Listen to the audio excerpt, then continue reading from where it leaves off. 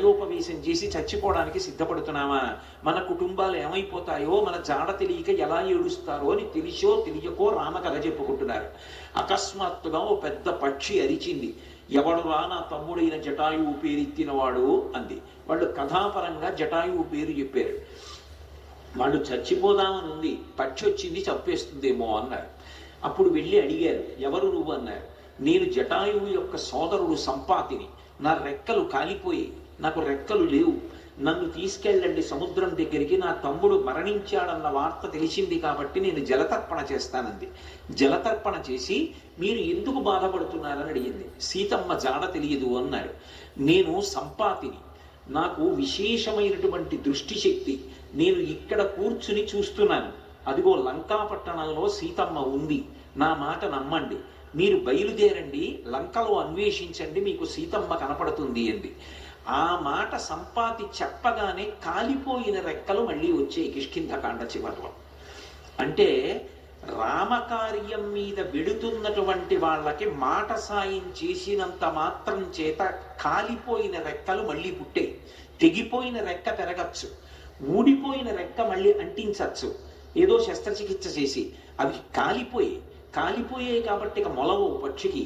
కానీ అది చేసిన పని ఏమిటంటే రామకార్యం మీద వెడుతున్న వాళ్ళకి గుక్కెడు మంచినీళ్లు కాదు ఇచ్చింది, ఒక్క మాట సాయం చేసింది.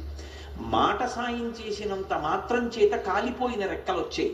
అంటే రామ కార్యం మీద వెడుతున్న వాళ్ళకి చేసేటటువంటి ఉపకారమునకు ఉండేటటువంటి బలం, రామ కథ తెలిసో తెలియకో చెప్పుకున్నంత మాత్రం చేత కలిగేటటువంటి ఫలం ఆవిష్కరించారు కిష్కింధకాండ చివరిలో.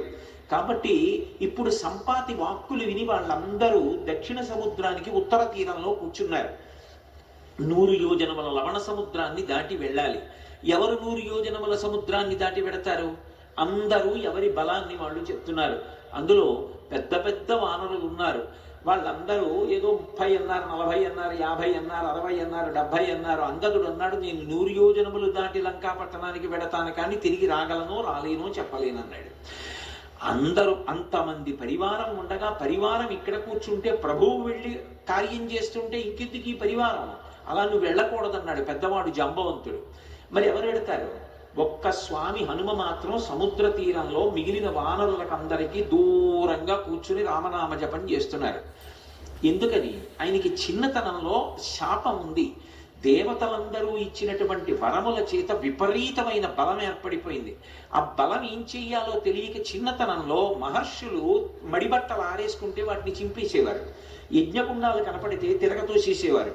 ఇప్పుడు ఈ పిల్లవాడికి ఇంత బలం అనవసరం, వీడు పెద్దవాడు అయిన తర్వాత వీడికి అవసరం వచ్చినప్పుడు గుర్తొస్తే చాలని వాళ్ళు శేపురీరం రఘుశ్రేష్ఠ నాతి వృద్ధాతి మన్యవ అంటారు ఉత్తరాఖండలో. వాళ్ళు ఏం కోపంతో కాదు, ఇప్పుడు ఇందుకు ఈ పిల్లాడికి ఇంత బలం, అవసరం వచ్చినప్పుడు గుర్తొస్తుంది. ఈ పిల్లవాడి బలాన్ని వీడికి మళ్ళీ జ్ఞాపకం చేస్తే వీడికి జ్ఞాపకం వచ్చి శాపం పోతుంది అని శాపం ఇచ్చారు. తన బలం తనకి తెలియదు.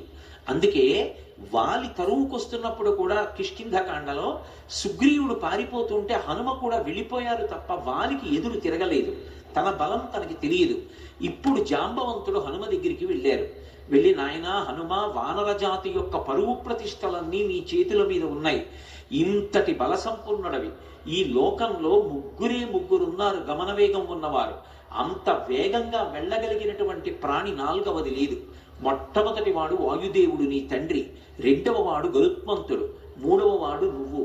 ఇంతటి వేగం కలిగిన వాడివి, ఇంత బలం కలిగిన వాడివి, ఇంత బుద్ధిబలం ఉన్నటువంటి వాడివి, నువ్వు వానర జాతి పరువు ప్రతిష్టలు రామకార్యం ఆలోచించకుండా చేతకాని వాడిలా ఇలా కూర్చుంటావా? నీ తల్లి పుంజకస్థల, ఆమె అప్సరస, ఒకానొక శాపకారణం చేత ఈ భూమి మీద జన్మించింది. ఈ భూమి మీద జన్మించి నీ తండ్రి అయినటువంటి కేసరికి భార్య అయింది. ఆమెకి వాయుదేవుని యందు ఔరసపుత్రుడిగా జన్మించిన వాడివి.